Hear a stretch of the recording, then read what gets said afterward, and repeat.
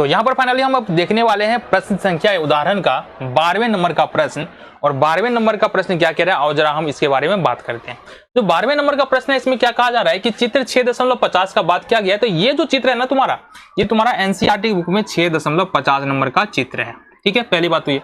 तो यहाँ पर एडी लंब बीसी डाला गया, एक त्रिभुज है एबीसी जिसमें एडी लंब डाला गया है बीसी। जैसे ये एडी लंब बीसी डालते हैं तो हमारे पास दो ट्राइंगल निकल के आता है। गौर से देखना, एक त्रिभुज आता है हमारा ए सी डी, दूसरा आता है ए बी डी, दो त्रिभुज निकल के आता है।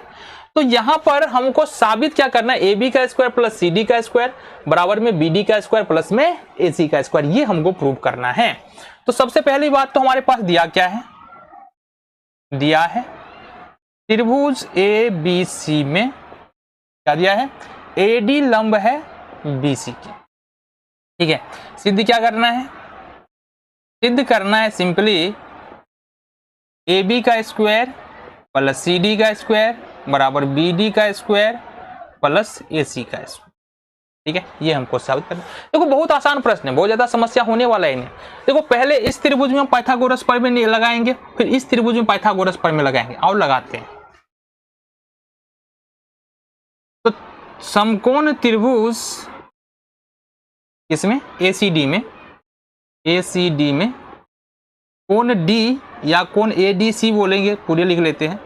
एडीसी बराबर 90 डिग्री है।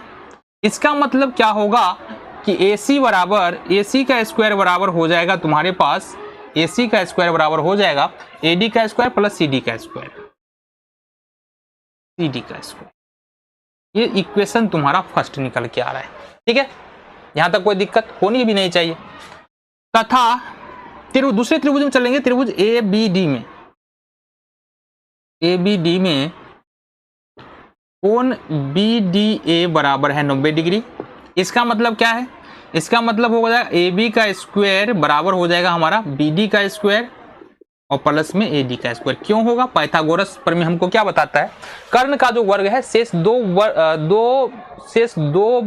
जो त्रिभुज की भुजा है उसके वर्ग के बराबर होता है। यानी कर्ण का वर्ग त्रिभुज की शेष दो भुजाओं के वर्ग के योग के बराबर होता है। ये समीकरण नंबर 2 हो गया। ये भी पाइथागोरस प्रमेय से हमको करना क्या है, समीकरण 2 में से एक घटा देना है। समीकरण 2 में से एक, 2 - 1 से। ठीक है जी। तो समीकरण 2 के एलएचएस में ए बी स्क्वायर है, तो अपन करेंगे ए बी का स्क्वायर, और समीकरण 1 के एलएचएस में ए सी का स्क्वायर है, तो ए सी का स्क्वायर बराबर में समीकरण 2 में क्या है, बी डी का स्क्वायर प्लस ए डी का स्क्वायर। यहां से माइनस आ जाएगा ए डी का स्क्वायर प्लस सी डी का स्क्वायर, ए डी का स्क्वायर प्लस सी डी का स्क्वायर। तो अभी क्या करना है हमको, देखो गौर से देखना है। यहाँ अभी ए बी का स्क्वायर है, ए सी का स्क्वायर है, तो इसको रहने दो ऐसे, कोई दिक्कत नहीं है।